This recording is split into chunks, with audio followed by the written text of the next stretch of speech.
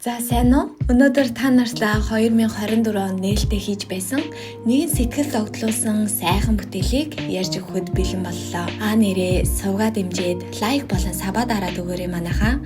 Бараг 95% нь саб дараагүй үздэг юм байлээ шүү. За ингээд кинонд орцгоё.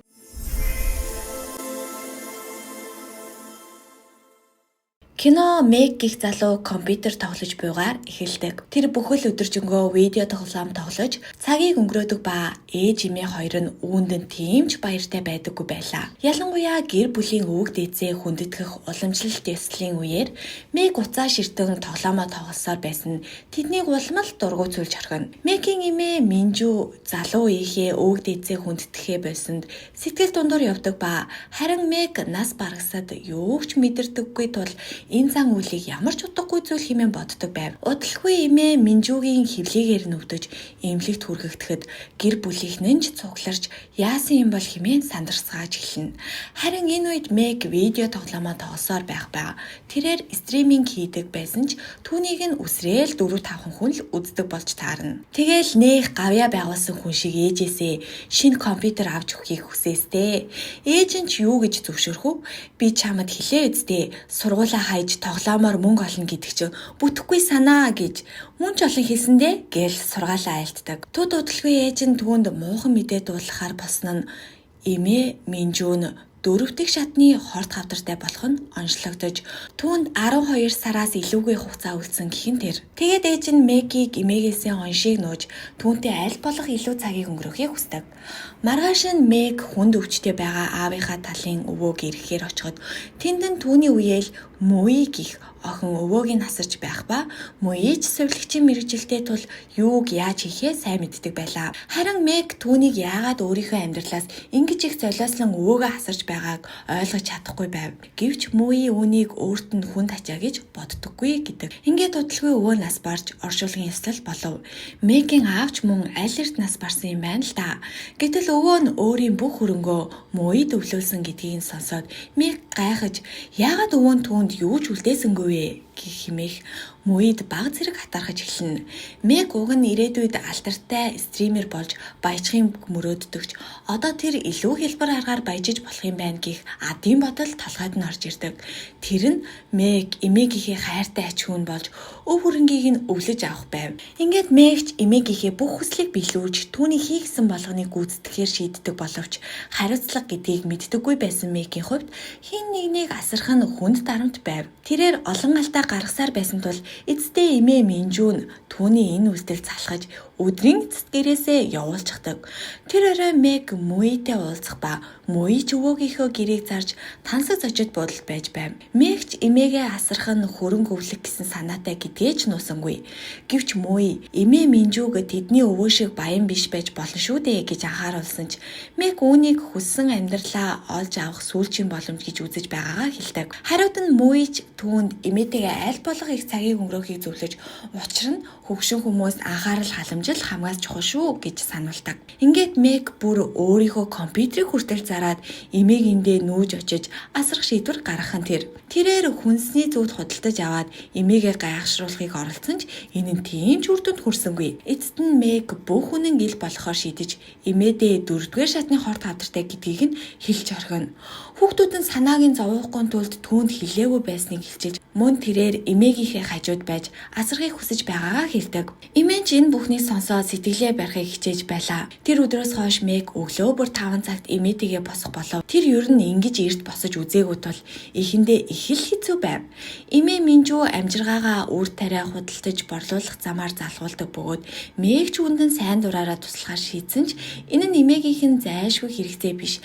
Харин ажиллах дуртай учраас л хийж байгаа хэмээн боддог. Өдөр нь Минжу найз Жактайгаа уулздаг бөгөөд Жак ч мөн хорт хавдартай бөгөөд Минжуг ийм халамжтай ач хүүтэй байгаа нь азтай хэрэг шүү л гэдэг. Тэрээр мөн Meg эмээгийнхээ хатуу ааш занг дэвчих хэрэгтэй шүү гэж цагтаг.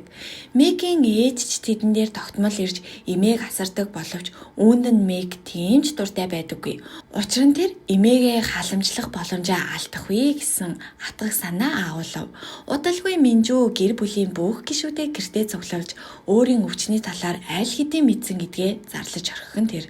Meg ч хажуунаас нь эмээ үнэн мэдэх хэрэгтэй гэж бодож байгаагаа хэлдэг. Гэхдээ Минжүү гэр бүлдээ төв болохыг хүсэхгүй байгаагаа илэрхийлдэгч хүүхдүүд бүгдөө ээжийнхээ асарч халамжлах нь асуудал биш гэж хэлцгээдэг. Энэ бүхнийг сонссон Мэг тийм ч сэтгэл хангалуун байсангүй. Одоо тэр өв хөрөнгийг өвлөх тал дээр олон өрсөлдөгчтэй болсон мэтэл санагдаж байлаа. Ингээд тэд усан санд орохоор болж хувцас сольж байх үед Мэг ээжээсээ та эмээг асраад оронд нь яг юу хүсэж байгаа вэ гэдэл шууд л асуучихна. Ээж нь ч үүнд нилээн гайхаж юу яриад байгаа юм бэ?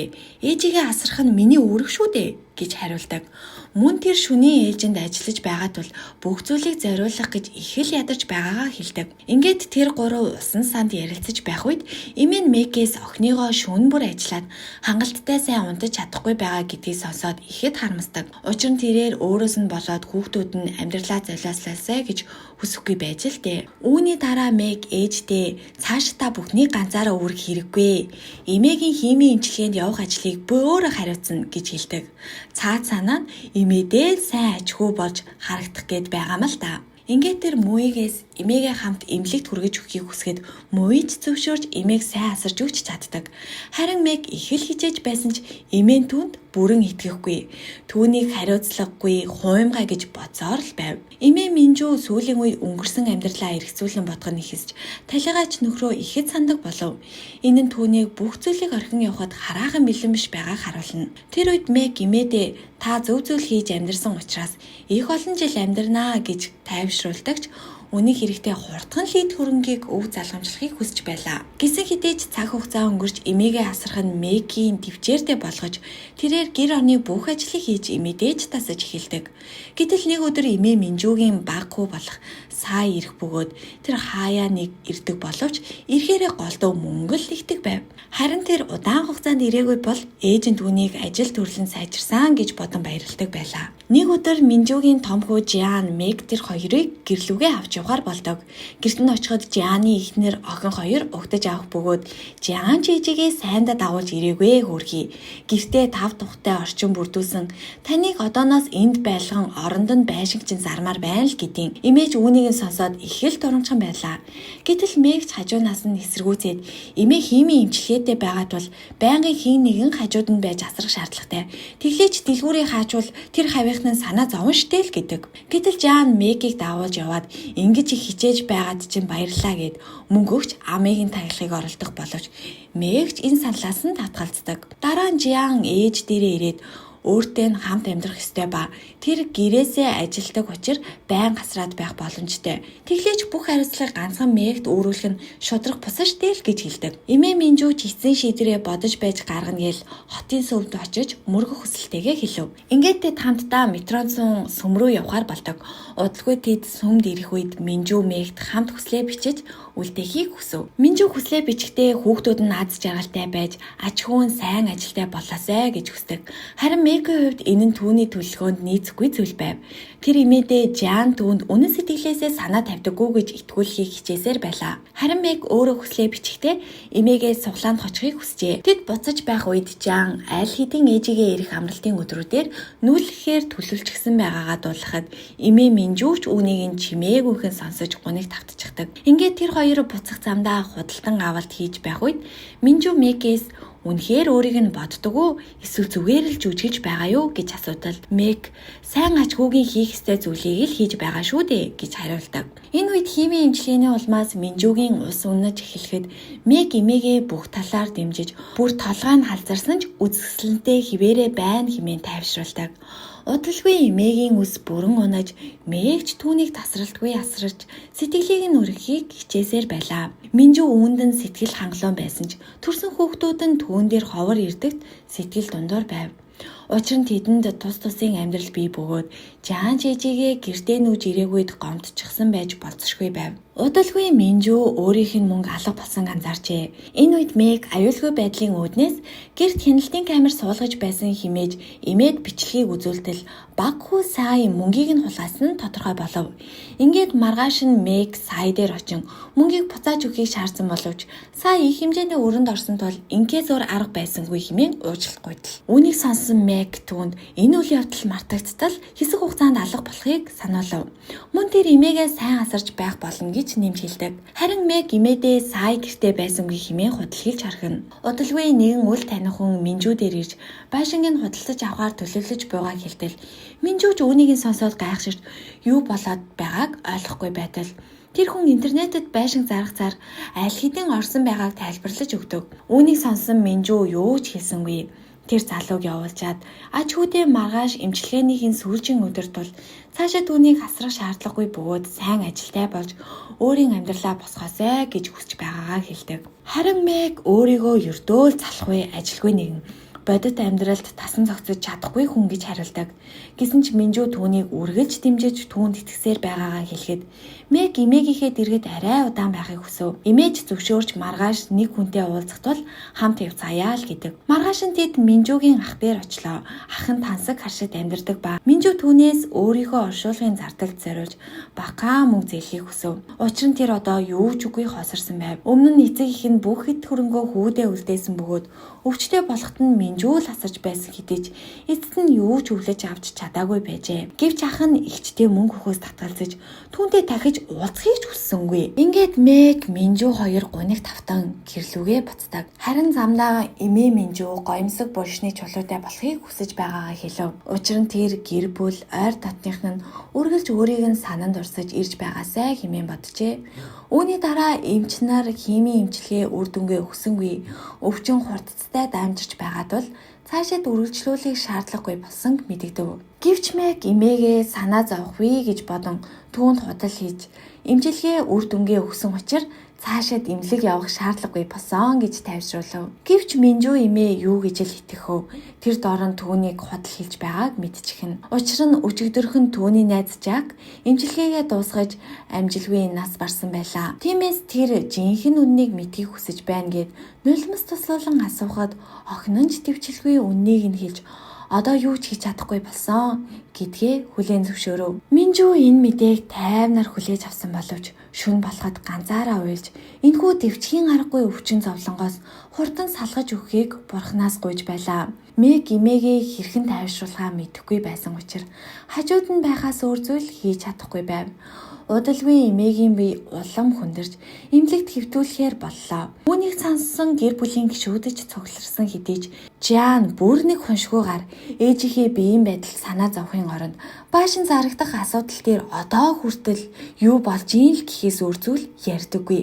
Харин Мэг ээжээсээ эмээг байшингаа битгий зар гэж ятгахыг гуйсаар байлаа. Гэтэл эмээ Минжүү байшингаа зарах биш багхуу сайдаа өвлүүлэн үлдээхээр шийдсэн байв. Учир нь тэр маш их өрөнд орсон тул гэрээ зараад өрөө дарах хэрэгтэй гэдэг. Энэ нь ч Мэгийг ямар ч өв залгамжлалгүй үлдсэнийг илтгэж байв. Үүний дараа Мэг эмээгээсээ яагаад хамгийн тэнэг хариуцлагагүйхүү Саида байшингаа өгснийг гайхан асуухад Минжүү хариуд нь Сая хамгийн их зовлон үдсэн учраас түүн туслахыг хүссэн гэж тайлбарладаг. Гэвч Мэг эмээгээ Саяын иргэшээлд орж ашиглуулахаа өөрөө сонгосон хэмээж эмээгээ өөрийн эцэг эхтэйгээ адил хуншгүй зүйл хийлээ гэж уурлан орхиод явчихдаг. Ингээд эмээ эмнэлэг твцсний дараа Мэг эргээд хуучин амьдралдаа орж ээжийнхээ гэрт тоглоом тоглож өдрийг өнгөрүүлдэг болов. Ээж нь Жан эмээгийнх нь оршуулгад ирэх бодлого байгаад ихэд бухимдаж байгаагаа хэлээд мөн Мэгт хандан амьдралд хамгийн чухал зүйл нь авах биш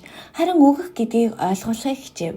Үүний дараа Мэг Мүйтэй уулзах үед тэрээр өөр нэгэн өвчтэй хүнийг хасрахаар болсон байв. Учир нь тэр ганц хүүгийн хэдэн жилийн өмнө алдсан бөгөөд одоо асран хамгаалагчгүй болсон байлаа. Тийм болохоор Мүй Мэгт түүнийг хамт асарч дараа нь өв хөрөнгийг нь хувааж авах санал тавьсан ч Мэг одоо ямар ч итгэл үнэмшилгүй болсон байв. Эмээгээ халамжлах гэж маш их хэлзээсэн ч эцэст нь юу ч үгүй болсондоо гударч байв. Нөгөө талд ч эмээ Минжүү өдөр бүр бурхан залбирч шаналл өвчнөөсөө чөлөөлөгдгийг хүссээр байв. Тэрээр аж хүүгээ маш их санаж Мэгч мөн эмээгээ ихэд өгүүлж байгаа нь ил байв. Удалгүй Минжүүгийн гэр зарагдмагт сая түүнийг асрамжийн газар илгээсэн байх нь тэр. Үүнийг сонсон Мэг тэр дорн л яваад очиход сая асрамжийн газрын төлбөрийг бүрэн төлсөн төдийгүй Мэгт байшин зарсан мөнгнөөсөө хувь хүртээхийг хүссэн ч Мэг авах ахаасаа юу ч хүлээн авахыг хүссэнгүй. Ингээд эмээ рүүгээ очтол Минжүү ч ачгүйгээ хараад ихэд баярлаж Мэг ч хамгийн ойр дотныхоо хүн болсон эмээгээ алдахыг үнэхээр их хүсэхгүй байлаа. Ингээд тэр эмээгээ өөртөө хамт гэрлүүгээ явахыг санал болгоход гайхалтай нь Минжүү ч үүнийг зөвшөөрдөг. Гэхдээ тэрээр хорт хавдар хүүхдүүдтэй дамжчих байх гэж санаа зовдөг байсан ч үүнийг өөрчлөх арга байсангүй. Минжүү хүүхдүүдээ бүгдийг нь адилхан хайрлахыг хичээсэн ч үүний хэрэгтэй зөвхөн охиндоо л чин сэтгэлээсээ талархаж явдаг байжээ. Ингээд шинэ жилийн баяр болж Жиан гэр бүлээрээ ирэх болол тэрээр ээжтэйгээ нүүр туслан уулзахаас маш их ичиж гимшиж байлаа. Энэ үед Мэг нагад захтаа өнгөрснийг бодож өөрийгөө зовоох хэрэггүй.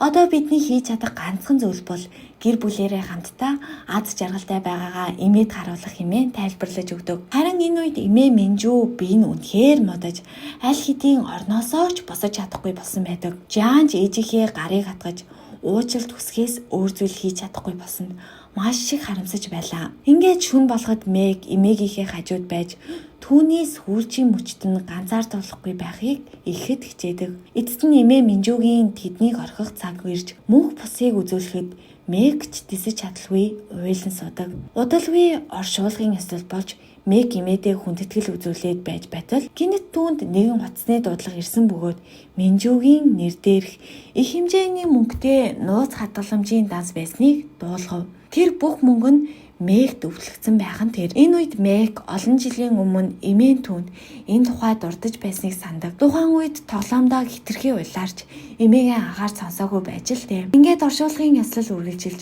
бүгд нулимс туслалан эмээг эцсийн замд өдөж өгдөг. Эцэст нь Мэг өөрийгөө зөв зүйл хийсэн хэмээн бодож дэвчээртэй тууштай байсныхаа шагналыг хүртлээ хэмээн бодож байгаагаар энэхүү кино маань төгсөж байгаа юм. За ингээд кино таалагдсан бол сувагтаа лайк болон сабскрайб дарж биднийг дэмжихээ битгий мартаарай.